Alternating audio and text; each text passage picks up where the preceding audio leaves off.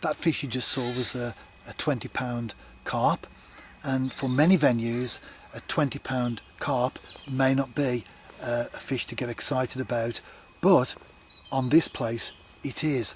And that's the thing, really, that's the point that I want to make, that it's not just the standalone weight of the fish that we have to consider, but really we have to take into account the venue that we're actually fishing from. So that's the important thing. There are places that I fish where a 1 pound perch is an exceptional fish. In fact, a 1 pound perch is a specimen.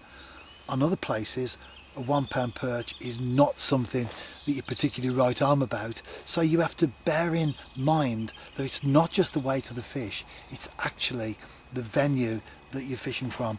So with carp particularly, and I would say of all fish of all species, carp is probably the one that, you know, people get, if you like, obsessed with the weights, that we want to catch 20s and 30s and 40s and 50s.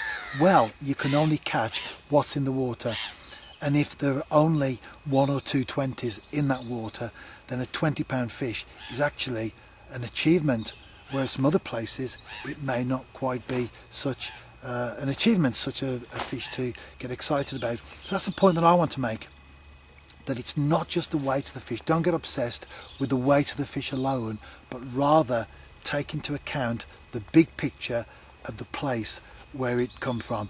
And then when we do that, we will certainly appreciate so-called, inverted commas, lesser fish much more when we adopt that principle into our angling.